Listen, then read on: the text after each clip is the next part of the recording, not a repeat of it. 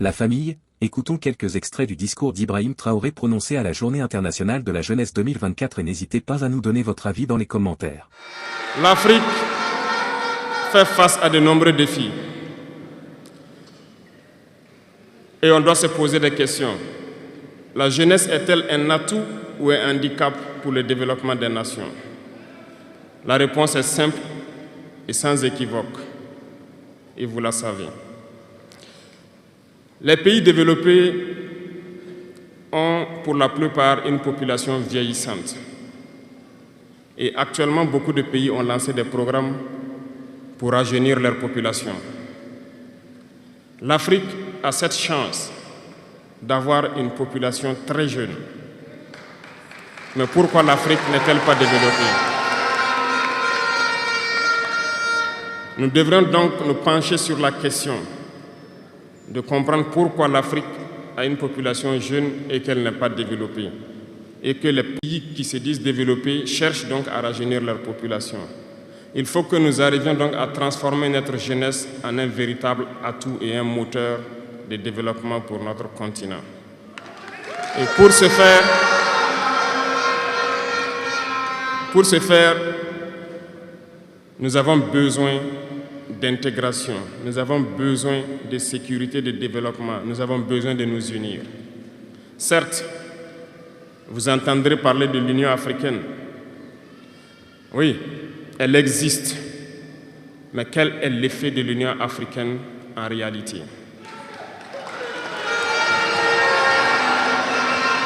Nous ne pourrons pas parler d'intégration dans le thème et ne pas parler de l'Union africaine. Parce que c'est cette organisation qui devrait nous unir, créer l'intégration réelle.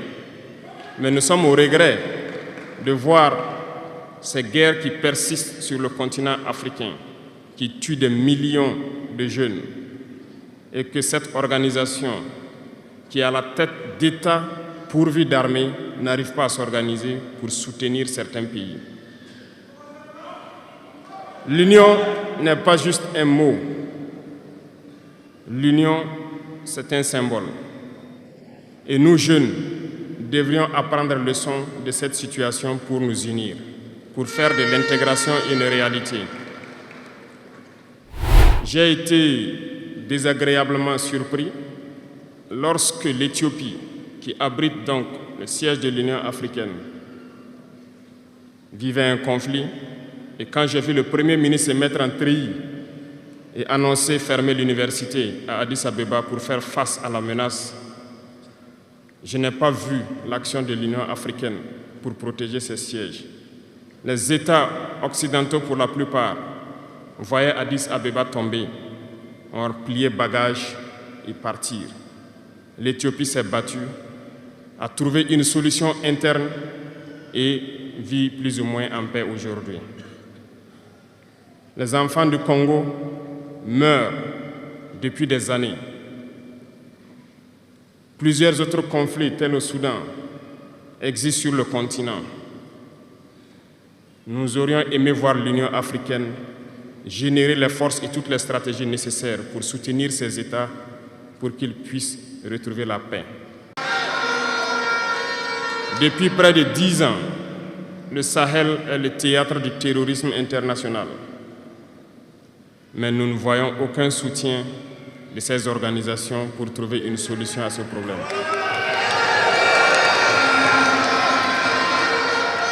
Pire, il y a quelques jours de cela, un pays étranger à l'Afrique a annoncé ouvertement avoir soutenu et participé à une attaque lâche, terroriste et barbare contre des forces de notre confédération à Tinzaouaten. L'Union africaine n'a pipé aucun mot pour condamner cette ingérence d'un État extérieur à l'Afrique dans les affaires internes de nos États. Je souhaiterais qu'ils l'entendent et qu'ils sortent donc de leur silence et poser des actes pour que la jeunesse puisse croire en l'Union africaine. Il nous faut nous unir et la seule manière de s'unir, c'est de se parler, de se comprendre et de pouvoir donc asseoir les bases de cette unité-là. Il y a 3 mots trois grands vices qu'il faut bannir de nos comportements et de notre vie. Je parle de la lâcheté, la traîtrise et l'incompétence.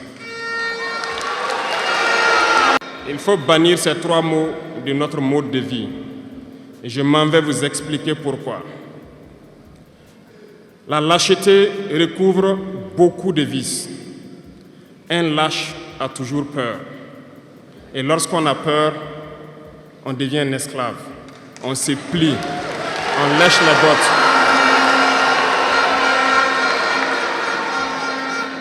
Nos ancêtres n'ont pas été lâches. Et si nous sommes lâches, nos enfants vont nous poser des questions. Imaginez qu'au Burkina, nous refusions de nous battre et nous acceptons de nous soumettre, de vivre l'esclavage. Demain, nos enfants grandiront. Ils se poseront des questions. Nos parents ont-ils été des lâches pour nous laisser dans l'esclavage? Que nous soyons vivants ou morts, nous allons le ressentir. Le lâche a peur. Et les impérialistes ont compris, ils essaient de faire peur aux leaders pour que vous soyez des lâches. Parce que quand vous êtes un lâche, tous les autres vices peuvent naître. On fait tout pour que nous ayons peur. Ils viennent dans nos palais, ils nous menacent directement ou des menaces voilées. Bien sûr, nous répondons comme il le faut. Ils prennent chaque fois des exemples. Ils nous diront, vous savez, Thomas Sankara a essayé de faire comme ça, mais il est où? Il est mort. Le président haïtien, il a essayé de faire comme ça, il est où? Il est mort. Kadhafi a essayé comme ça, il est où? Il est mort. Voilà des propos qu'on nous tient de manière voilée pour nous faire peur. Et pire, nous voyons aussi souvent certains jeunes essayer d'emboîter le pas d'une autre manière. On peut les entendre dire « telle personne a régné ainsi, il est à la CPI. Telle personne a régné ainsi, il est en prison. » Tout ça pour essayer de nous faire peur, pour qu'on devienne des lâches. Mais je pense qu'ils n'ont pas compris quelque chose. Quand nous disons la patrie ou la mort, nous vaincrons, ce n'est pas qu'une phrase, ça a tout son sens. Nous n'avons pas peur et nous n'aurons jamais peur. Nous continuerons notre lutte.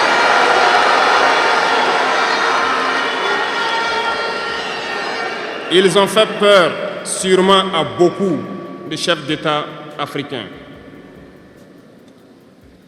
Vous voyez, souvent quand on s'exprime ou lorsqu'on a l'occasion d'être dans certaines situations à l'extérieur, nous tenons souvent des propos pour interpeller les chefs d'État africains pour qu'on se réveille, prendre soin de notre jeunesse pour pouvoir amorcer notre développement réel.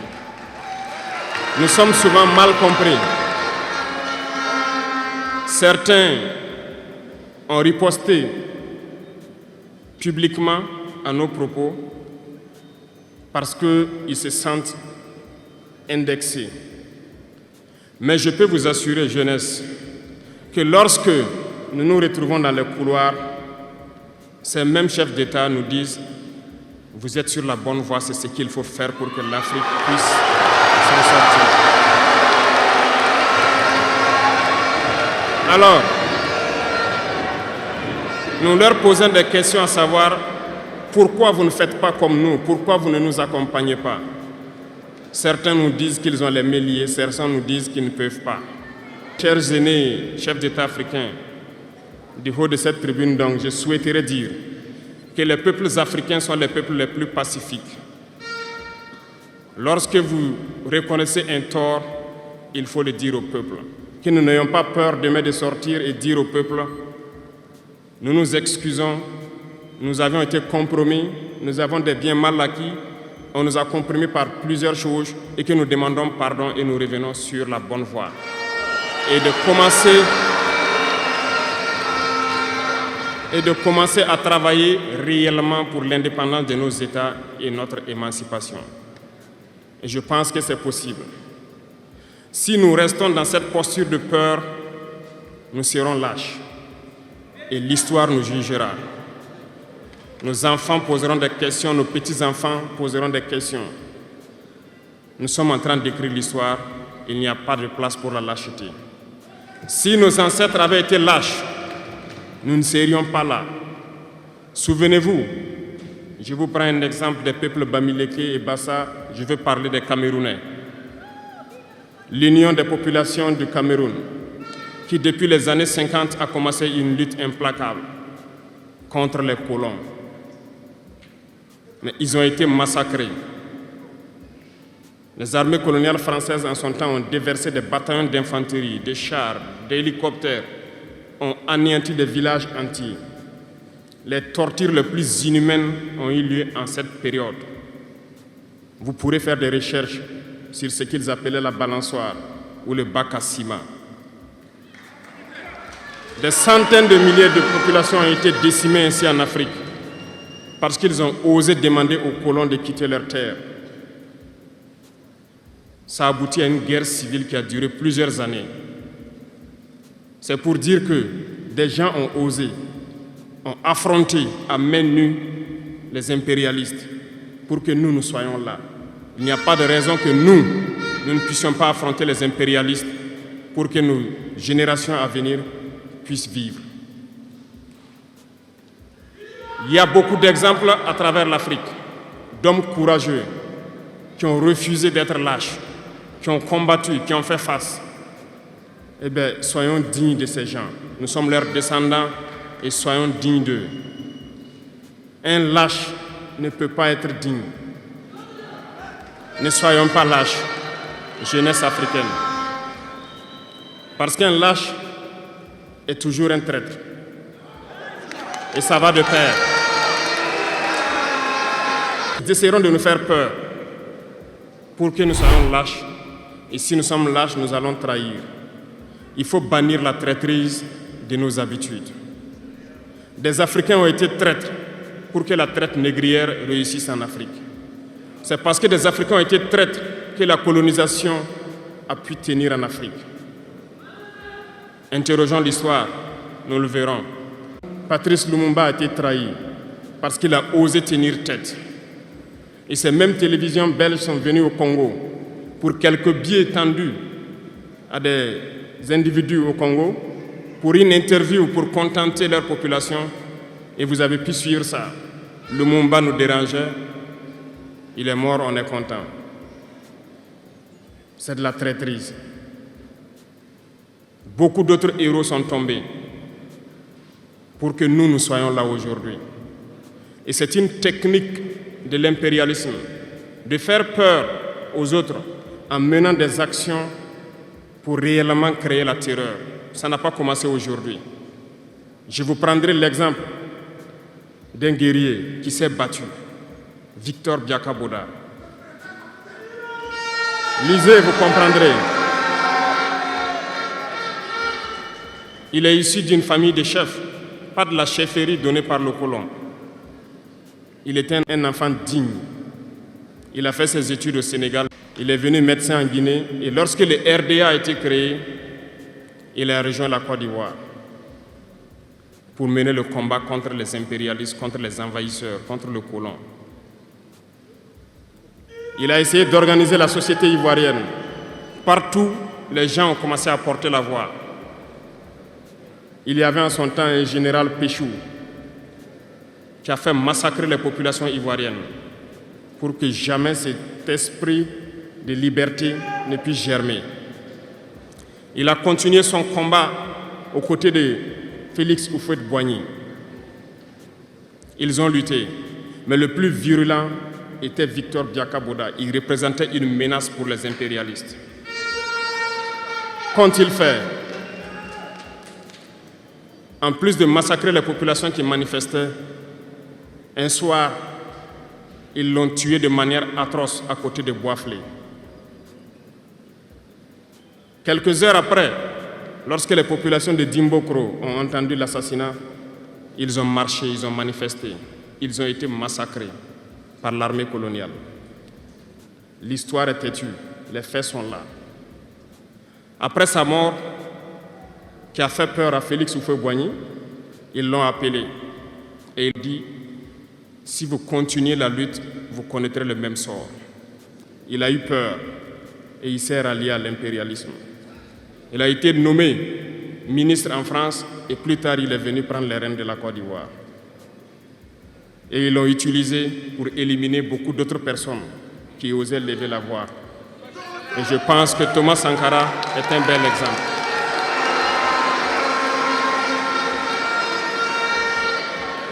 Si vous avez peur, vous serez lâche et vous serez traître. N'ayez jamais peur. La lutte doit continuer.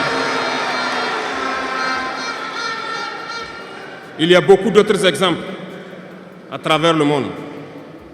Et il y a ce phénomène qu'ils ont aussi utilisé depuis belle lurette et qu'ils continuent d'utiliser.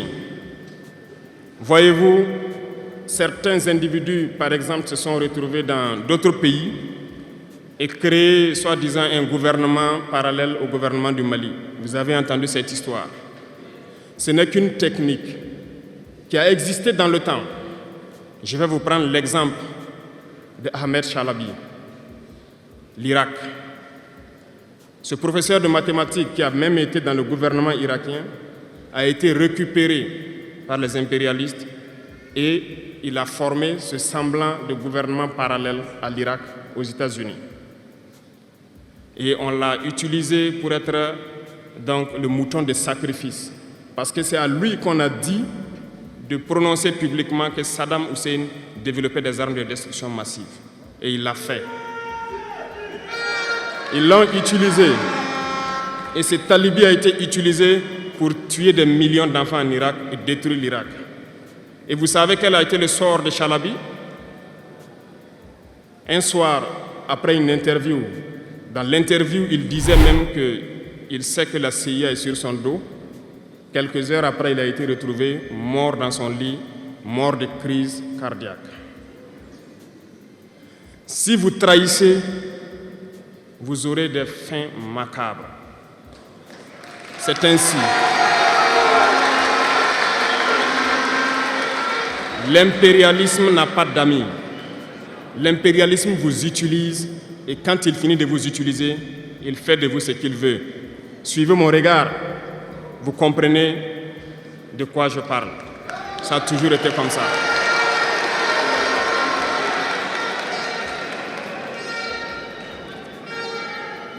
Le troisième vice, c'est l'incompétence. L'incompétence est un phénomène très dangereux qu'ils ont utilisé pour détruire la société africaine. Dans nos administrations, il y a beaucoup d'incompétence. Reconnaissons-le. Les incompétents ont beaucoup de place à côté de l'impérialisme. Parce que les incompétents peuvent plomber le développement d'un pays. Les incompétents peuvent vous amener à douter de vous. Les incompétents aiment la facilité. Les incompétents aiment tout pour eux seuls.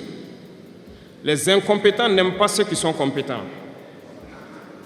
Ils n'aiment pas ceux qui innovent, ceux qui cherchent. Les incompétents sont dangereux. Lorsque vous êtes éclairé, l'incompétent ne vous aime pas. Lorsque vous voulez innover, l'incompétent ne vous aime pas. L'incompétent sait reconnaître celui qui est compétent et il va le combattre jusqu'à son dernier souffle parce qu'il a peur de celui qui est compétent. Cherchez la connaissance et travaillez dur pour être compétent. Bannissez l'incompétence. Parce que, à travers les distractions qu'on veut nous faire adopter, on devient incompétent. Je vous prends un exemple. Les réseaux sociaux sont les lieux de publication des informations aujourd'hui. Les gens s'informent à travers Internet et beaucoup de choses. Un jeune qui publie sur les réseaux sociaux un article sur sa ferme ou un projet agricole ou un projet scientifique, je suis jeune, je connais les termes. Il n'aura pas peut-être 1000 vues. Mais un jeune qui publie sur des futilités, il a des millions de vues.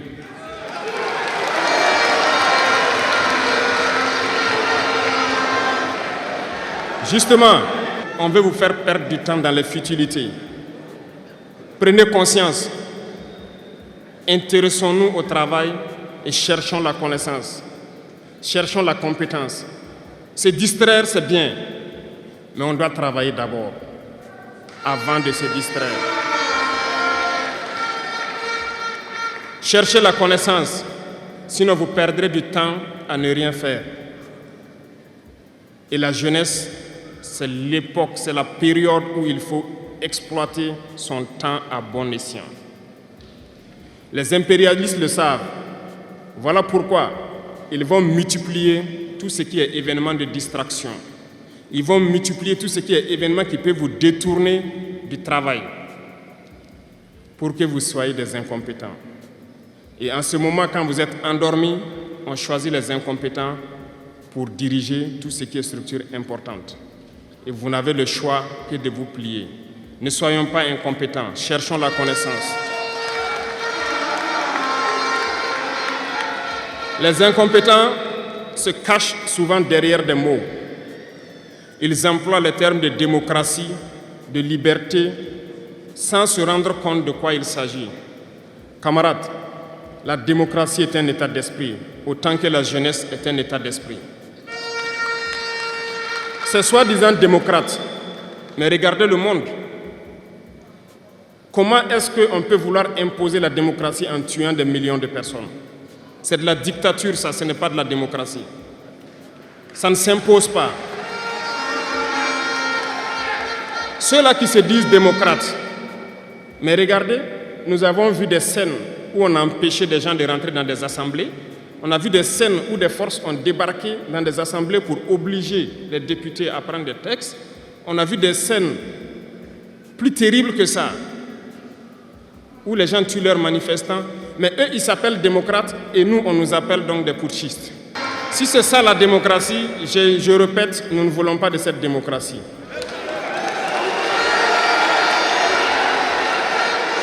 Et quand vous voyez souvent les incompétents, ils ne cherchent pas à savoir quelle est la signification du mot démocratie en réalité. Ils s'accrochent juste à la définition qui lui a donné l'impérialisme et il se met à parler de démocratie sans réellement connaître le fondement. Ça, c'est de l'incompétence. Il faut chercher à connaître, avoir la connaissance, regarder le monde pour redéfinir la démocratie telle que nous le voulons en Afrique. Les incompétents se cachent derrière les libertés. Retenez une chose, il n'y a pas de liberté individuelle qui existe. C'est un fait. Vous pensez vraiment que chacun est libre? La liberté est collective. Tant que nous vivons dans une société avec des règles, la liberté est collective. Parce que si vous ne respectez pas les règles, vous ne pouvez pas vivre dans la société. Si vous êtes libre de parler comme vous voulez, l'autre aussi est libre de vous répondre comme il veut. Ça sera du désordre. Si vous êtes libre de rouler dans la rue et de passer le feu rouge comme vous voulez, l'autre est libre de passer aussi et de vous cogner. Vous comprenez que si la liberté individuelle prend le dessus, nous sommes dans une société de désordre. Voilà pourquoi il y a des règles dans la société. Et les règles, tout le monde doit les respecter. Et là, on parle de liberté collective. Donc, certains se donnent le droit de parler de leur liberté individuelle à eux, mais ne tenant pas compte des autres. Je pense que ça fait partie aussi de l'incompétence, parce qu'ils ne cherchent pas à comprendre, ils s'arrogent les droits que peut-être les États les ont donnés pour sévir, pour faire tout pour eux, en négligeant les libertés des autres. Non, la liberté est collective. Avant de poser un acte, on pense à la liberté d'autrui. Et nous ne devons pas transcender la liberté des autres. Donc ça fait qu'on doit avoir de la réserve. Et une fois qu'on a de la réserve, la liberté individuelle n'existe pas. La liberté est collective. Et nous devons avoir cette culture de liberté collective. Cherchons donc la connaissance, lisons, interrogeons l'histoire. Ne lisez pas l'histoire écrite en leur faveur. Cherchez la connaissance à travers plusieurs sources et vous comprendrez dans l'histoire qui s'est battu pour l'Afrique, comment nous devons nous battre pour continuer cette lutte de nos dévanciers. Et je ne terminerai pas mes propos sans faire un coup de gueule encore au volet de la communication. Parce que, comme je le dis, c'est l'arme fatale de l'impérialisme. Et vous, jeunes, vous devez tout faire pour savoir distinguer le vrai du faux. Nous continuerons à démonter les mensonges des médias impérialistes qui essaient de toujours créer des soucis en Afrique. Parce que ces médias, par leur bouche, ils peuvent vous rendre un roi demain. Par leur bouche, ils peuvent vous faire quitter de votre position de roi et vous rendre un piètre esclave demain. Faites attention. Je suivais une émission, malheureusement, il n'y a pas longtemps, burkinabé, où un jeune journaliste a sorti une phrase qui m'a laissé un peu perplexe. Il parlait de la Corée du Nord. Et le journaliste a dit, mais il meurt de faim en Corée du Nord. A-t-il pris le soin d'aller en Corée du Nord enquêter pour voir vraiment s'il meurt de faim? L'idée que les médias impérialistes ont vendu de la Corée du Nord est plus développée que beaucoup de pays européens. Et parce que ces médias nous disent la Corée du Nord c'est la dictature, les gens meurent de faim, ils sont pauvres, ils n'ont rien, on prend ça ainsi. Mais la Corée du Nord est une puissance nucléaire, comment est-ce qu'ils ont fait?